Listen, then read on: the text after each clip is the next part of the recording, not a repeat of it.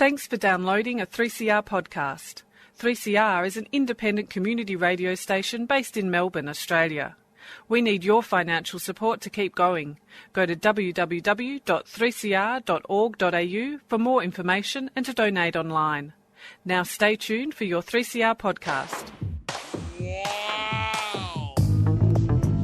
But you also had people that were very fine people. Very fine people on both sides. And the aliens would mind meld and give them the technology. They're bad aliens. So are you surprised the Nazis were influenced by demons? No, if demons are real, I would definitely think they'd be on the side of the Nazis. Yeah. McDonald's is connected to the Clintons. They chop up the bodies and put them into the sausage and hamburgers. People are being cannibalized. Look it up. And I'm watching CNN talk about this as violent white nationalist protests. We have done everything in our power to keep this peaceful, you know? It's Pepe's become kind of a symbol. Welcome to Yeah Nah Pasaran, a show about fascism and its gravediggers. I'm Cam Smith. I'm Andy Fleming. And we're joined today by Kelly Weill, who is a reporter for The Daily Beast, covering the conspiracy and extremism beat, and also has an upcoming book about the flat earth. Thanks for joining us, Kelly. Thanks for having me. I guess just to start with, I'm not sure how much flat earth knowledge I should assume on the part of the listeners. I don't know if it's insulting to them to think that they know a lot about the flat earth or very little. So maybe what is the flat earth? On its most basic level, it's exactly what it sounds like. Flat earthers believe that we do not live on a spinning ball. They think that it is a flat and stationary plane. Most of them think it's encased by an ice wall and a dome, almost like we're living in a big snow globe. Right. And this is a conspiracy theory that seems to have made its way back into the broader conspiracy consciousness. Obviously, it's something that people believed a while ago. Why has it made such a big comeback? Oh, I mean, short answer is YouTube. Long answer, people didn't believe in flat earth for a really long time, and the theory kind of emerged as a anti-science theory in around like the 1840s, 1850s, kind of died off. No one cared. It was a bit of a joke. And then, around 2014, 2015, people started making these videos on YouTube, and they were just, absolute algorithm gold, and that's when the theory really took off. It seemed to me like a little while ago, believing in the flat earth was a more extreme position to take as a conspiracy theorist, like because it requires such a huge shift in how you view the world around you. Is that still the case, or is it now maybe something that is a little easier for people to get on board with? Wow. I mean, I like to think that flat earth is maybe the most extreme thing you can believe because it's such a subversion of basic facts. But on the other hand, you can be a flat earther and, how to put it, be pretty congenial and normal. I go to flat earth conferences, we get drunk, we have a good time. Where I actually have a bit more trouble are people who believe in things like Qanon, people who believe in overtly anti-Semitic conspiracy theories. And those are a little bit more worrying to me. And now I'm seeing a bit more bleed over between those and flat earth. But of its own, I mean, it's a wild conspiracy theory, but it's more compatible with sanity than you might imagine. Yeah, because I guess you just have to say, well, if the government's lying to me about this, why couldn't they just be lying to me about these photos from NASA, I suppose? Oh, yeah, it all starts with, like, moon landing trutherism, and then they just dig further and further. A lot of it seems to me to be underpinned by religion. Are there secular flat earthers, or is this almost a universally religious thing? It is almost universally religious. I saw a poll on one of the main flat earth pages a while back asking people's religion, and there were some people answering atheist or secular, but, that can be anyone. It was originally a fundamentalist Christian thing. I think it kind of took a little bit of a secular swerve. I met a few Jewish flat earthers a few years ago, and they've stopped going to conferences as far as I can tell. So it's pretty fundamentalist Christian, although it doesn't need to be. Does that imply that there's some antichrist that's foisted this false idea that we're living on a sphere that's rotating in space? And if so, like, who stands to gain from furthering this illusion that we're not living on the flat earth? Oh man, to your point about Antichrist, I'm just going to repeat the best answer I ever got about this because I typically ask flat earthers, who do you think is doing the lying? And I was at a flat earth conference in late 2018 talking to a guy who said he was like ex-NASA. And he told me he thought that flat earth was a conspiracy theory cooked up by NASA to trick people into believing in outer space, to trick people into believing in aliens, so that when Christ returns from the sky, we think he's an alien and we murder him on sight. That's the most thought out answer I've ever heard. A lot of people think it's a government plot to, turn us away from religion, to make us pay for space programs, which they think get a lot more money than they do, to trick us into believing a version of the world that's not reality. So a lot of it, they haven't always landed on the real answer. Sometimes they don't want them to land on the real answer because it ends up scapegoating like religious minorities. But sometimes it's a conspiracy theory searching for the conspirators. You mentioned QAnon before, which is a conspiracy theory that a few years ago nobody would have expected to possibly be getting any Congress people in just over a month. Do you think anyone in power could ever hold these beliefs? Oh, yeah. Yes. So there is one of the, unfortunately, several actively campaigning QAnoners. We have someone in, I want to say Delaware, I can't remember, somewhere in New England, who is going to be on the general election ballot. Very long chance of winning. Don't think she's going to win, but she's a QAnon person, and she's also gone on the radio expressing flat earth sympathy. I'm not totally sure how. Maybe she was just trying to stir the pot, but yeah, she's on record. And there is an avowed flat earth city councilwoman somewhere in Quebec in Canada. So, I mean, it's out there. It's, people just don't want to say they believe in it, but yeah, there's flat earthers in power. Oh, good. I mentioned this to you when I pitched you coming on the show, that obviously the Earth is a flat plane with an ice wall around it. Presumably these people are very worried about climate change, because what happens when the ice wall melts? Oh, man. They should be worried about that. That's what I should be doing. I should be going to flat earth conferences and really, rallying the troops who've got to do something about climate change. No, unfortunately, most of them that I've spoken with do not believe in climate change. Sometimes for very biblical reasons, they think that nothing humans can do can hurt the perfect, God's creation. A lot of them just, plain old conservative climate denialism. Although I will say that the best answer I ever heard about climate change from the flat earth circle, so to speak, was somebody said that yes, Earth is getting hotter. It's not humans' fault. It's hell getting closer to the Earth's surface. So kind of like a nice moral arc to that. But no, they are completely unconcerned about climate change. They're not convinced it's a real happening thing. The Flat Earth Society did tweet something affirming climate change, but sometimes, again, they're just trying to stir the pot on their Twitter.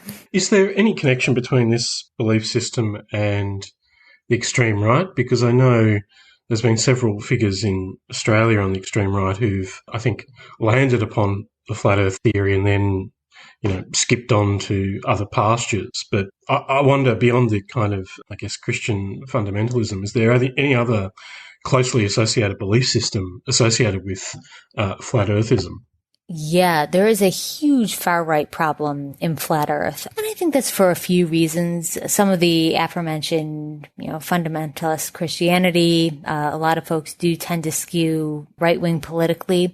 But then I think a lot of the conspiracy sphere is very anti-Semitic. A lot of conspiratorial thought is actually sort of a function of in-group, out-group thinking. People who want to feel better about their group turn to scapegoat other groups to blame them for the things that cause them to feel uncertainty. So there's a very real kind of fashy element to conspiracy theories. Not all of them, certainly. But yeah, there's a large, unfortunately, Nazi component to flat earth. Maybe not large, but larger than, say, a bird watching club or something like that. And it got to the point in my book that I had to differentiate between the different failed neo-Nazi hip-hop flat earthers, because it's actually a genre. It's the key line in one of them was, I'll expose the flat earth and Heil Hitler all day. Yeah, that was a line that I came across in a Flat Earthers rap video. So they're around, absolutely. Does that imply that the juggalos have been forced to take a position on the flat earth? Oh no, I didn't even think about. I've got to go rewrite the book. And never encountered that. Would not be surprised if there's at least a little overlap. I seem to recall that the Nazis themselves had their own ideas about how the world was constructed. There was something called the ice world theory. Does any of that get a look in with the flat Earth scene? Are we talking about Evola? I think there was this whole field of study in Nazi science that everything was made out of ice. It was sort of a rejection of, this Jewish science. No, so I don't touch on that, but a guy at the most recent Flat Earth conference I was at was telling everyone who would listen that Hitler is alive and he's in Antarctica, has, a Flat Earth base there. So some strain of that carries on. I'm not sure about the original science there. In terms of esoteric Nazism, I guess it could be that I'm simply confused because there's a belief about a flat Earth, but there's also beliefs about a hollow Earth. Mm-hmm. And that's also where, Hitler and the Nazis and various other nasty pasties reside. But then also it's connected to an idea about flying saucers and where they emanate from, which is the idea that they're advanced Nazi technology that's been secreted away somewhere, under the ice caps. Yeah, I've heard the Nazi ice cap thing. The only where that collides with, I think, maybe the most mainstream modern flat Earth thought is that they don't believe in outer space at all. There's no flying saucers because there's nothing outside the dome. It's a really just kind of a enclosed world they've got. Does that mean they would have picketed a film like Iron Sky? Yeah, I guess so. I guess that's Globey propaganda. Kelly, as well as writing this book on the flat Earth, you also cover the far right and the conspiracy theory beat for the Daily Beast. How has it been having that become suddenly more popular? Oh, Jesus. I mean, you build up this weird, lexicon in your mind writing on this beat. Because for years, it was kind of a niche thing. Maybe it shouldn't have been niche, but everybody writing on it, all the villains and their handles and all the vocabulary. And then suddenly it's everybody's beat. And it's a very, forgetting even the political implications, which are dire and terrifying. It's been bizarre to see just the explosion of knowledge that the public has about the Proud Boys or something. It really speaks to just things going downhill here that people even need to know about this stuff. But yeah, it's been busy. That's for sure. So we're about a month out from the US election. This might be a question with too many answers. What is worrying you about conspiracy theories as we head into this election? Oh, Jesus Christ. So yeah, there's this, it's been running really, the beginning of this was before the 2016 election, Trump trying to sow disinformation and cast doubt on the electoral process, saying that, the Democrats would cheat, that they'd bust in Antifa super soldiers across state lines to vote 4 times. But we've really seen an acceleration of that in ways that, most people didn't even account for. There is a lot of disinformation about how to vote safely. There is now chatter about right-wingers doing poll monitoring operations. In fact, that actually happened at a sensitive Pennsylvania location, I think last weekend, for some early voting. Yeah, it's everything that can be done to discredit the results of the election is actively being done. And I think we're heading into a really worrying situation where come election night, come the day after election night, we could have 2 different sides declaring 2 different results. And who do you trust? It's going to be just a nightmare. To what extent do you think this is part of this kind of, I guess, voter suppression, let's call it, part of an orchestrated campaign on behalf of the White House? And to what extent do you think it's just a happy coincidence? And I mean, one of the reasons I ask is because you have figures like Stephen Miller in the administration who are quite, I guess, extreme or radical. And I wonder what influence those sorts of figures have upon the administration as a whole and these sorts of, false claims as well. I think it's both. We have a long tradition of discouraging voting in this country. We have, the Electoral College basically tosses out any liberal advantage. We have just extreme gerrymandering that makes it difficult for people's votes to count proportionally. We have, in some states, people with criminal records can't vote. So there's a lot of voter disenfranchisement already. And that's baked in. That's just, good old-fashioned American racism mostly. But yeah, there's been an accelerated effort, definitely from the Trump campaign. And we've seen that in just during this administration, there's been rollbacks of polling locations in inner cities where, whereas, more rural, more Trump-leaning locations, they just don't experience that. There's been tons of disinformation about the mail-in vote because people don't want to go, stand in a line for 8 hours, because that's another function of American voting. You just have to stand around and catch COVID now.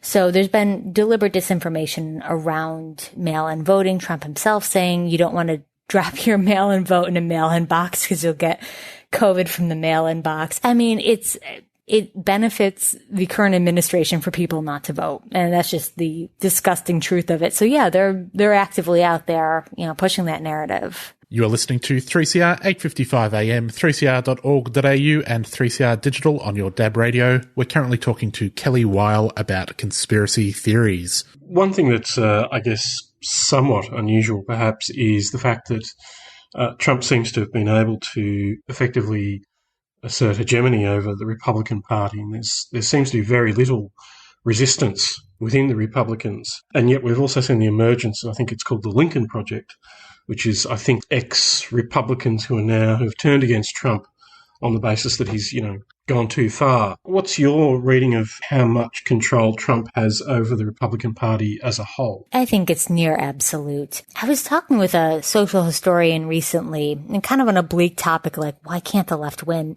And he said, the left is kind of inherently fractious. It has a whole bunch of dissenting parts. Everyone wants their specific way, very morally driven. He said the right is cohesive in a way that the left never has been.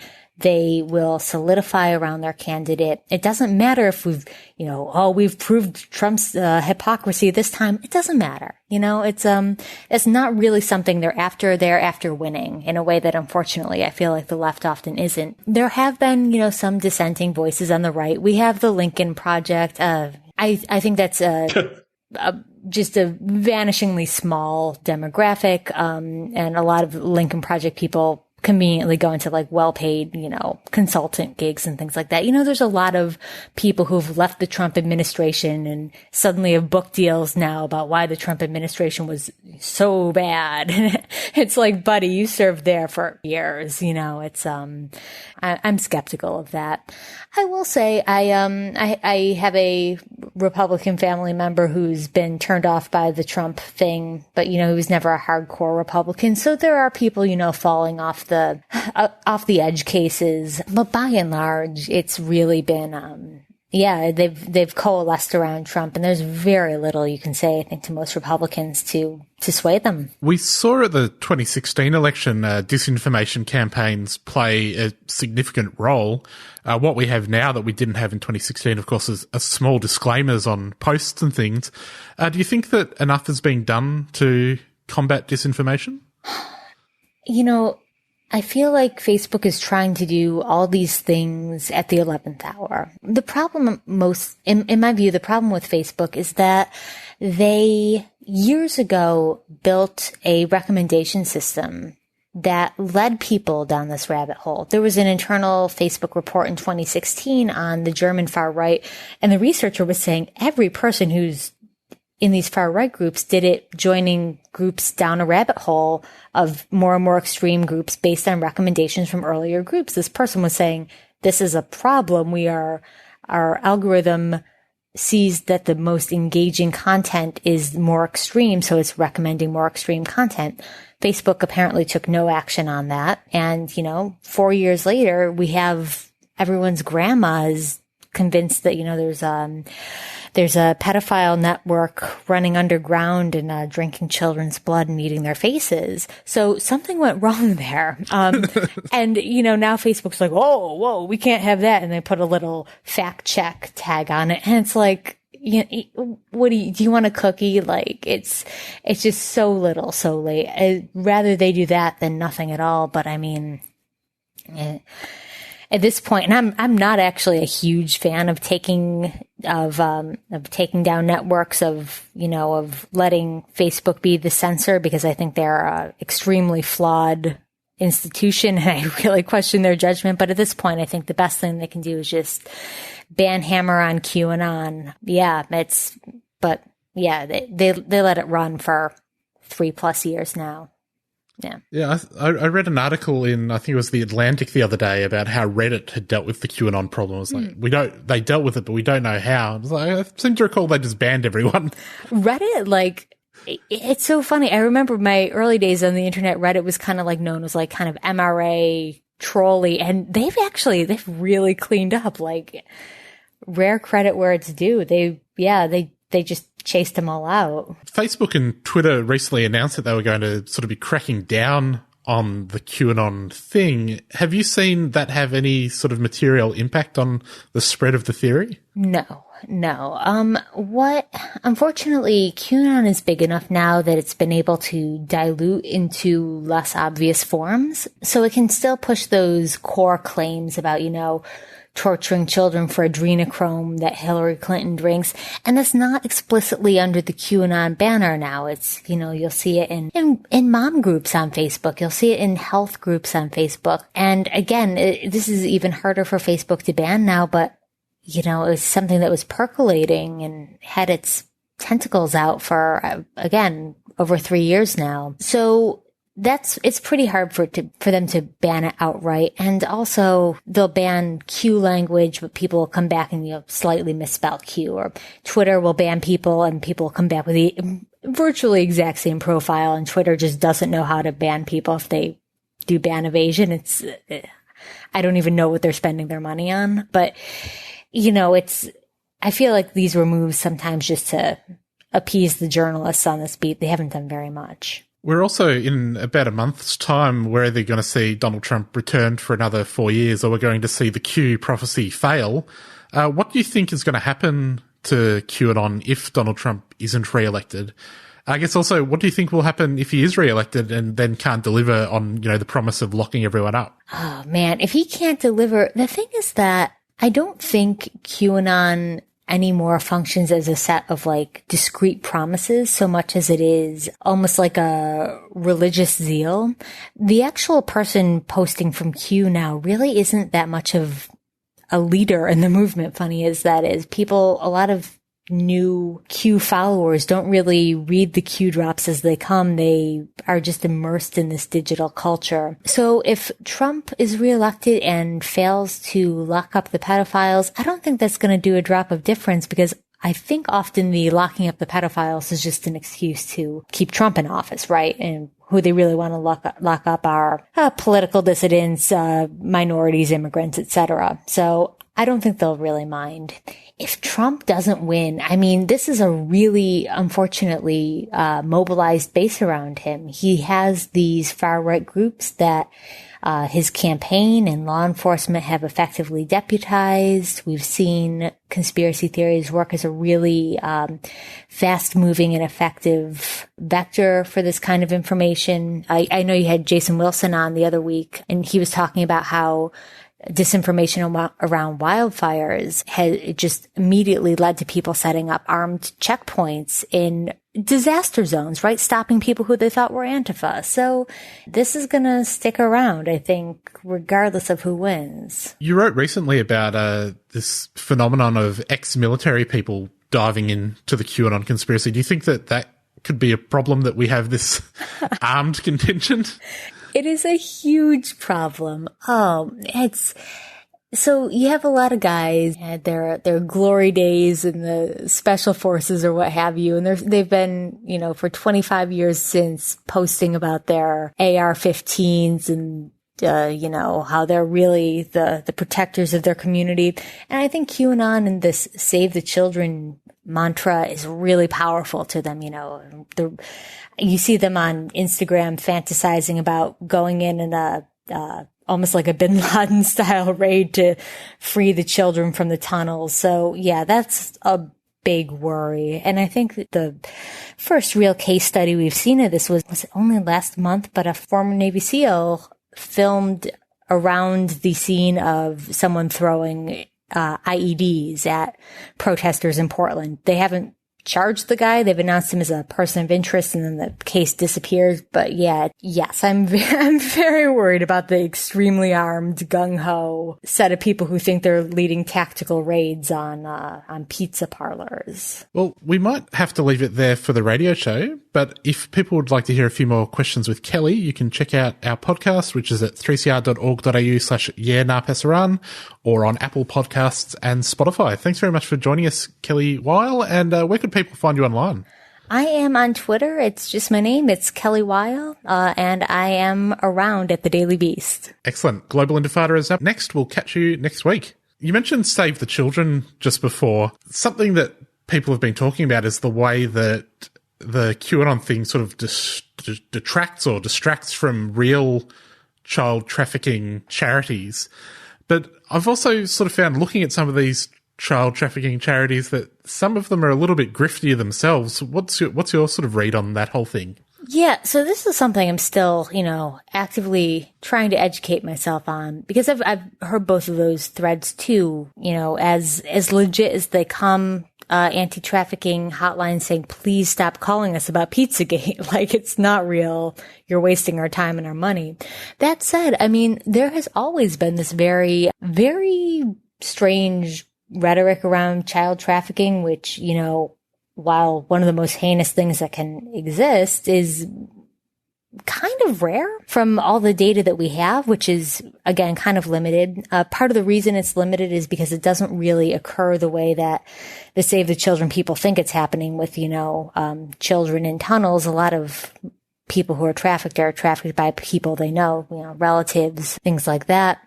So it's definitely a harder problem to track than this theory wants it to be. And yeah, I'm just recalling a couple years back, I think Cindy McCain, John McCain's wife, called, what did she do? She called airport security because she thought a kid was being trafficked and it was just an interracial family or something like that. I can't remember the details, but yeah, it's always had a strange parlance around it, and it's very open to grifters who want to prey on people's well-meaning fears, I think. The other flip side of that paranoia is it seems to express radical uncertainty on the part of many in the US public, that there's a desire to understand the world, but no readily available means to do so. And this is where QAnon and other grifters kind of step in. What do you think is the kind of, what does this say about the general state of US political culture at the moment? Well, conspiracy theories are often a way of making meaning when there is not a readily available explanation, or to make people feel secure in their lack of understanding. So I think there's definitely something to be said about the insecurity everyone, I think, is feeling in the US right now.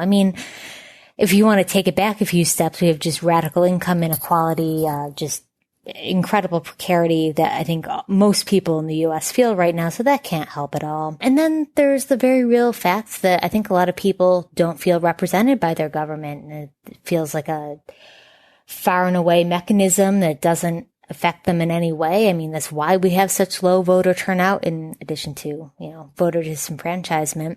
So yeah, something like QAnon, I think, which people have compared to almost a role-playing game, it does let people feel more actively involved, like they're helping, or that they have agency in a system that often on its face doesn't appear to care about them. In terms of your own reporting on Q and Flat Earth and, I guess, the extreme right, what are the things that over time you've discovered that you perhaps thought or were surprised to discover through your reportage and your investigations? I mean, so much of it comes back to anti-Semitism. Early on, when I was poking around conspiracy theories, some of them I thought were kind of funny. Flat Earth, I still sometimes get a chuckle out of it. But, you know, doing a lot more historical research these days about who was blamed for what and when. I mean, very often you're going to get a minority as a scapegoat, and very often that's the Jews. And when you start recognizing those patterns in modern conspiracy theories, I also think they're escalating in that direction. They get a lot less funny. Someone very recently pointed out that QAnon is basically blood libel, right? You know, it's the cabal is draining our children's blood, and they're about maybe a quarter step away from identifying an old culprit, I think, a lot of them, you know. So I don't know if that's surprising. You know, maybe someone who had been academically on this for longer than me could have pointed that out earlier, but that's something that in the past 2-3 years has really clicked with me. And that's something that I now am screaming to the high heavens, and not sure everyone's listening yet, but that's been a big thing. Do you think pointing out those kinds of connections, do they have the potential to cause a moment's thought on the part of those who are, you know, embracing this theory? Or is it because of the implications of this kind of anti-Semitic thinking, you might think some would think, well, be a bit more hesitant about fully embracing the cult? Is that how it works, or does it really make no difference? I think it sometimes makes a difference. You know, it depends, I think, how far along someone is, what they're willing to discard in order to stay with that group. So I mentioned that I go to a lot of flat earth conferences, and I'm not personally religious, but, you know, my dad was brought up in a Jewish household, and I've brought that up with some people when I think they're going in that direction.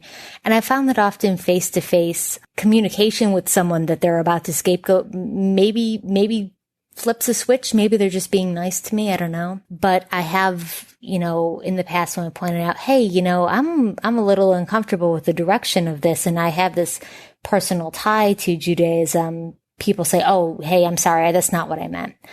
I don't know how heartfelt that is, but I think it's still worth pointing out. I don't think, you know, I think there's gradations of it. I think people who are early on in this kind of belief can be pulled out, you know, with the right kind of intervention. The other thing about QAnon, I guess, is that it's a highly mediated conspiracy theory. So if to the extent that people are more prepared to reassess their views when they come face to face with what they understand is the enemy, that's largely absent in this case. A lot of this conversation, it's not taking place at physical meetings, although we've seen some rallies emerge recently. It's all conducted through online forums. So do you think that the fact that QAnon adherents are beginning to assemble in public, how do you think that, you know, does that make any difference to the political dynamic associated with the movement? Yeah, I'm very worried about physical mobilization around this because I think it can be co-opted in a lot of ways. I think a lot of the in-person meetups I've seen have been surprisingly younger people than you'd imagine. A lot of them without explicit QAnon slogans, people saying, you know, they're there to save the children. But I think that can be taken from a potentially well-meaning message, although misguided, to something a lot more dangerous. And I mentioned a few minutes ago about those checkpoints outside of wildfires. I'm very worried about situations like that where people seize upon a piece of disinformation. They have these networks available now through the Facebook groups they've joined for QAnon or what have you, and they mobilize in a situation that puts people at risk. I'm worried about that happening around elections too. People accusing interference someplace and mobilizing to block a polling site or to harass voters. So I do think there is a real risk of that kind of IRL mobilization, definitely. What do you make of Trump's situation? Because as I understand it, Trump is, not possessed of a strong ideology himself. He doesn't have any definite views beyond really, it seems, believing in whatever he thinks is best for him. So QAnon has stepped in and provided a kind of ideological framework for his followers to try and make sense of and provide some kind of story about the nature of his rule. And yet at the same time, Trump and his family have been quite happy to indulge QAnon on social media to signal in various ways to their audience that they're on board. I think he said that if it's the case that these people believe that he's stopping satanic pedophiles, well, what's wrong with that? Of course, that's something you'd want to do. So what's your take on how Trump approaches this, and what do you think are the factors that determine whether or not he's prepared to indulge it or, in some other universe, perhaps even denounce it? Yeah, it's so funny because maybe 2-3 hours before we started this call, the Times just dropped about a decade of Trump's tax returns. And they sort of confirmed what a lot of people suspected, that he's deeply in debt, that he's a complete fraud as a businessman, that he pays no taxes, but that he has really been just keeping up this charade for decades, right? Where he's total fraud as a businessman, and the only universe where he can actually really be successful is sort of an alternate universe. It's sort of this myth-making. And I think QAnon really serves as that brand that he's made up. It tells a story about him as a heroic person, as opposed to, this purveyor of terrible resorts and crumbling golf courses who's got $300 million in loans coming up in the next couple of years. Yeah, I really think that QAnon is part of this myth-making that he's always cultivated. And that's really the only framework that he can be any kind of plausible leader under. So yeah, I think he's very eager to embrace it because it's just the extension of the myth-making that he's always indulged in. Yeah. I guess a different type of conspiracy now, although I suspect that regular conspiracy theories might play a role. You've recently reported on this sort of push for the state to use RICO charges against BLM protesters. Could you explain what that's all about? Yeah, so this is maybe actively the thing that I'm most paranoid about right now. So here's my tinfoil hat, but I think it's a warranted one. Basically, the RICO Act is it's a racketeering act in the U.S. It was meant to go after the mob. So when they couldn't charge a mafia leader directly for killings because he delegated all his work, they'd go after him by saying, you're running a criminal empire. So no, you didn't directly have your signature on any of the things signing off on a hit, but we're going to charge you for your involvement in this large enterprise. So that's what it's for, and it's already overbroad if you ask most legal scholars. What they are now trying to do, because they're looking for a reason to crack down on what is the largest American mass mobilization in history, is they are looking to charge protesters as part of a unified rioting movement. So if you are arrested at a protest, you are viewed as part of a large a conspiracy alongside everyone you marched with. If anybody funded you, which the best interpretation of that I can find so far is tossing a few bucks to a mutual aid fund so that people can have water. I presume that's how it's going to work. It is terrifying. It's a complete perversion of the law. It's just massive dragnet. It's using an already ill-formed law in the most cynical possible way.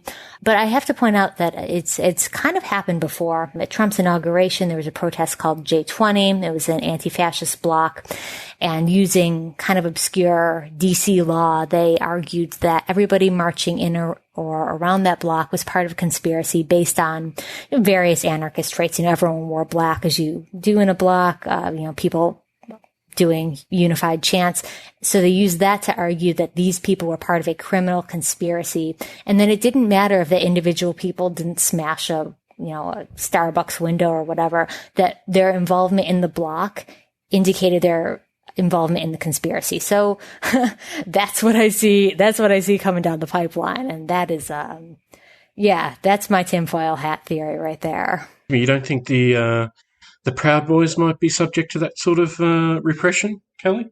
Goodness, they would seem to be applicable under that law, but do I see that happening? No. I mean, they're legitimately, the Proud Boys were an organization with a lawyer and an incorporation. Then that lawyer got arrested for, it hasn't been proven yet, but allegedly plotting murder. So they're much more of an organization than Antifa, but I don't see those charges coming, no. Is the Antifa still functioning as the bogeyman in the United States ahead of the election? Oh yeah. There's it's Antifa and anarchists. They've kind of you can see the vocabulary wheels just slowly cranking. But I saw a Trump campaign text a couple of weeks ago, and it was like, Antifa alert, Antifa are coming to the suburbs. It's like, you couldn't write it any stupider. But it's, oh yeah, they're still pushing on that for sure. We're also seeing at the moment, with the passing of Ruth Bader Ginsburg, there's this large push to get a replacement in before the election. How do you think that's going to play out? And I guess the other thing is we're seeing a large dark money campaign to see that happen. How does the conspiracy theory ecosystem, match up against this existing dark money system where these ideas can just be pushed out to the mainstream very easily by these sort of extreme right actors in power? Mm-hmm. Yeah, well, there were already existing conspiracy theories against Ruth Bader Ginsburg. I wrote about, I think, over a year ago now, the theory that she was dead and being, reanimated as a puppet. So that's very, very active. No love on the far right for her. Trump's pick, Amy Coney Barrett, is that's worrying. Extremely far right, extremely religious, part of a really troubling religious sect, in my opinion. And yeah, there is quite a lot of dark money activism around her. I can't tell you exactly right now how those two, how that dark money and the conspiracy world is interacting right now. I've been offline all weekend, middle of the woods. But I mean, we have seen just really shady funding coalesce with conspiracy theories quite recently this year, around the pandemic video that came out arguing that COVID was a hoax. I mean, it tapped into existing conspiracy networks, but also had a lot of funding from persons that we're not entirely sure yet. So, I mean, these two sides are very aware of each other, especially, I think, the money. We've got a family called the Mercers who've funded quite a lot here, a lot of known fringe right actors. So yeah, that's definitely something that I think folks are going to have to be aware of going forward. Yeah, this proposed candidate for the Supreme Court, I mean,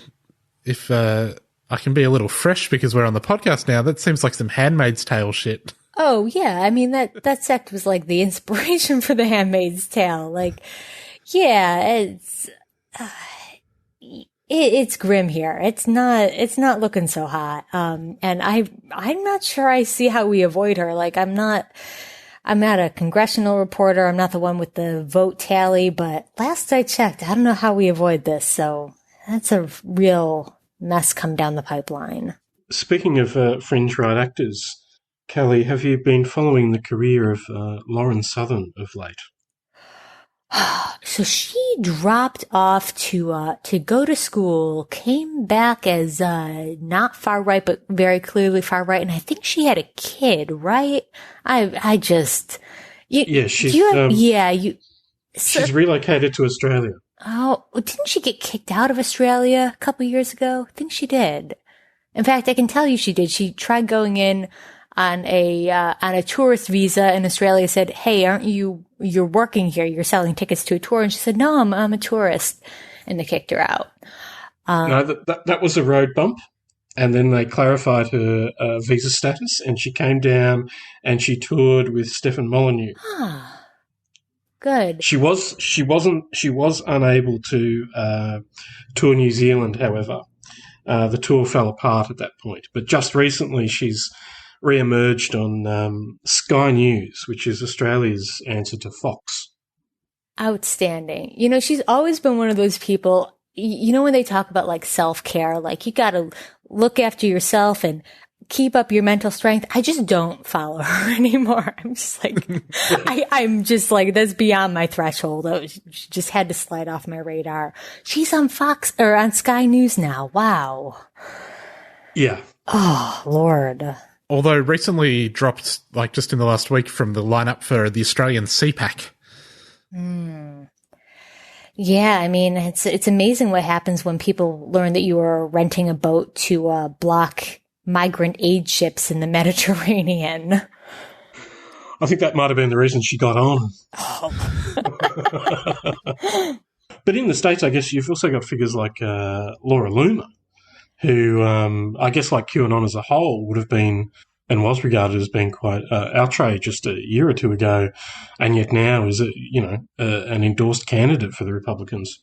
Yeah, I mean, it kind of going back to one of the first questions you asked about Trump and being a hegemony. I mean, there's no shame anymore. It's just all the quiet parts are loud as possible, right? This is someone who has been banned from every platform, and I think Uber Eats for being racist. I mean, just awful. I mean, even in the spicy podcast, I got to play it down a little bit. Like, just not someone who's fit to be any kind of public servant and has no place in a race, probably won't win. But yeah, is there because she represents the base ugly instincts of a party that's just careening toward the edge. Just, I guess, a final question. Are all these things like, are these indications of an empire in decay? Oh, I mean, in my opinion, absolutely. I mean, I guess haven't lived through one of those before, but it's, it's a wreck. We have soaring income inequality. We have the only decent or, anything close to, public health care, that we got passed is crumbling before our eyes. We have eroding trust in public institutions. Our right to vote is being stripped. As you look at our response to coronavirus, which every other country, even, I know Australians gripe about lockdown in Victoria, but I mean, it's been a train wreck here. So it's very hard to look at this and see us as any kind of ascendant power. I think it's, we're hurdling towards something, but it's not anything to be proud of. It's a real mess. Well, on that cheery note, I think we'll leave it there. All right. Thank you, guys. Thanks so much for joining us, Kelly. Thank you.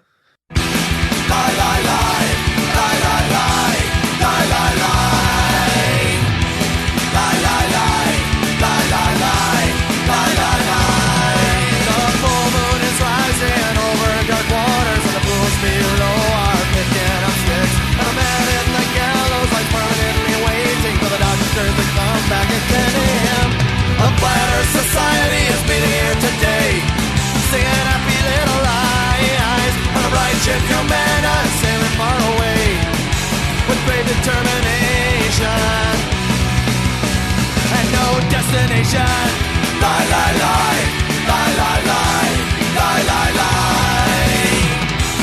lie, lie, lie, lie, lie, lie, lie, lie.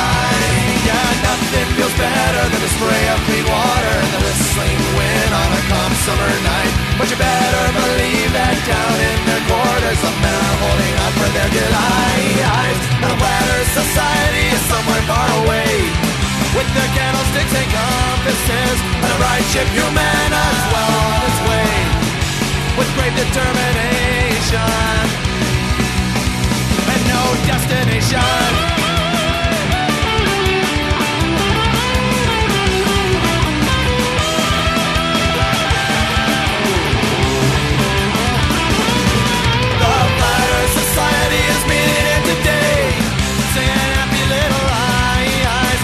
Ship Humana is well on its way with great determination and no destination. Lie, lie, lie, lie, lie, lie,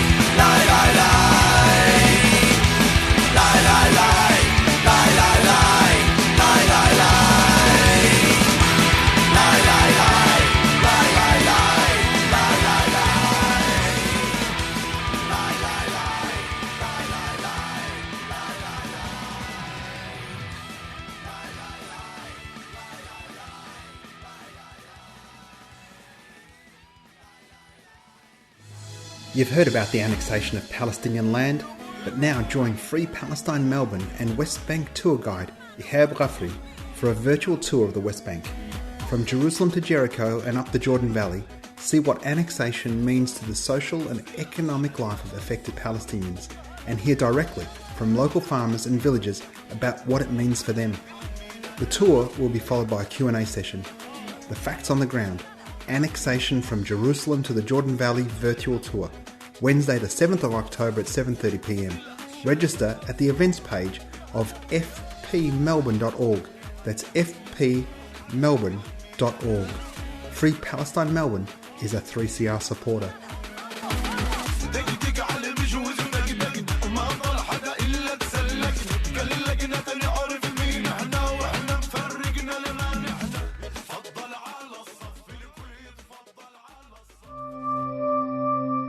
The Rainbow Door is a free, culturally safe, specialist helpline for all LGBTIQA+ Victorians. The helpline provides information, support and referral from experienced peer workers on issues including mental health, family violence, relationships, suicide prevention and sexual assault. For information, support and referral, call the Rainbow Door on 1800 729 367. That's 1800 729 367, 10 a.m. to 6 p.m. every day. Switchboard is a 3CR supporter.